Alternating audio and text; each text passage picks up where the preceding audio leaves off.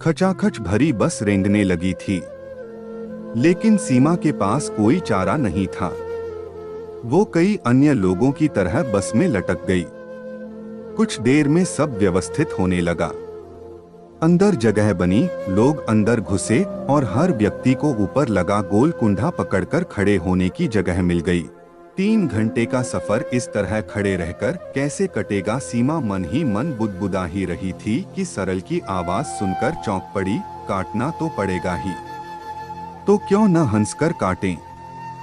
सरल तुम भी सरल हाँ में मुस्कुरा दिया। जहां तुम वहां मैं, तुम्हारे साथ के लिए। बस अब फिर से फ्लर्ट मत शुरू कर देना। ये कोई जगह है फ्लर्ट करने की? अरे वाह, मैं तो हर जगह ट्राई कर चुका हूं। अगर तुम्हारी नजर में और कोई जगह हो तो बता देना, अगली बार वहां। सीमा ने झल्लाकर सरल की बात काट दी। देखो, ये मत कहना कि 2 महीने ऐसी जगह रिसर्च करने जाने के लिए तुमने सिर्फ मेरे साथ के कारण अपना नाम दे दिया, जहां कोई टैक्सी भी जाने को तैयार नहीं होती। जाने वहां गेस्ट हाउस के नाम पर क्या बुक कराया होगा। मैं तो कभी न जाती अगर मुझे वो छुट्टी न लेनी पड़ी होती। सीमा ने एक आह भरी। हालांकि नुकसान भी मेरा ही हुआ और सजा भी मुझे ही मिली। टॉप कंपनियों के मैनेजिंग डायरेक्टर्स के सामने पेपर पढ़ना मेरी अपॉर्चुनिटी थी, जो मेरी प्रतिभा और मेहनत के कारण मुझे मिली थी। और पापा को हार्ट अटैक पड़ा। कोई छोटा मोटा कारण या बहाना तो नहीं था छुट्टी लेने का। तभी सीमा की नजर सरल के मुस्कुराते हुए और उसकी बात ध्यान से सुनते चेहरे पर पड़ी तो उसने शांत होकर सिर झटक दिया। पर तुम इस सजा के लिए कैसे चुन लिए गए?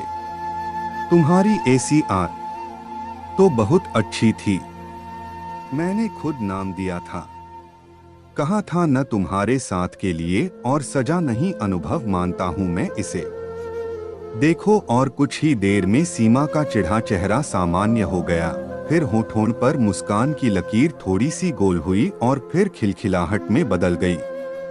बचपन में हमने एक छोटे से पीढ़े को रस्सी में फंसाकर पेड़ पर झूला डाला था और खड़े होकर झूलते थे। आज इस बस ने वही आनंद दे दिया। सरल ने बस से उतरते हुए अपना अकड़ चुका हाथ घुमाते हुए कहा। सरल का मजाक सुन सीमा खिलखिलाते हुए बोली, अभी देखो गेस्ट हाउस में कौन कौन से आनंद मिलते हैं। गेस्ट हाउस पहुंचते ही दोनों को हैरानी हुई। रहने का इंतजाम उम्मीद के विपरीत बहुत अच्छा था। जगह भी बहुत सुंदर थी। फूलों के पेड़ों से भरा एक अलग ही पठारी इलाका। काम भी बहुत रोचक था। गेस्ट हाउस के बाहर दोनों ओर पेड़ों से गिरे गुलाबी फूलों से ढकी सड़क थी। महानगर में रहने वाले सरल और सीमा के लिए ये बड़ा अद्भुत नजारा था। दोनों दूर तक टहलने निकले तो केयर टेकर ने टोका, रात में अक्सर सांप घूमते हैं यहाँ। सरल ने सीमा की ओर देखा। वो कुछ देर सोचती रही, फिर बोली, सांप के डर से इतनी फैसिनेटिंग वॉक छोड़ने से अच्छा है एक डंडा ले लें, आसपास ठोकते चलेंगे। सांप भी तो इंसानों से डरता है ना? और फिर अपने भारत में पाए जाने वाले 90% सांपों में जहर नहीं होता। दोनों ठहाका लगाकर हंस पड़े। एक दिन यूं ही सरल ने सीमा का हाथ थाम लिया तो उसने मना नहीं किया। वो स्पर्श की सिहरन और नजदीकियों की खुमारी महसूस करती रही।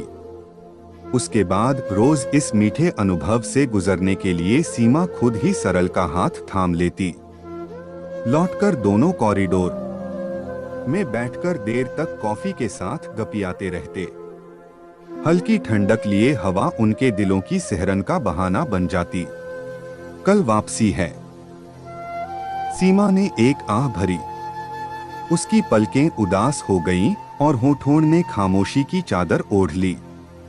सरल को लगा कि अगर अभी उसने सीमा के मन की ग्रंथि नहीं खोली तो कभी नहीं खोल पाएगा। वो सीमा के बिल्कुल नजदीक खिसक आया। दोनों हाथों के बीच उसकी पूरी हथेली दबाई और उसकी आंखों में झांकते हुए कहा, क्या तुम इस सफर को जिंदगी का सफर और मुझे हमेशा के लिए अपना हमसफर बनाओगी? सीमा की पलकों में मोती झिलमिलाने लगे।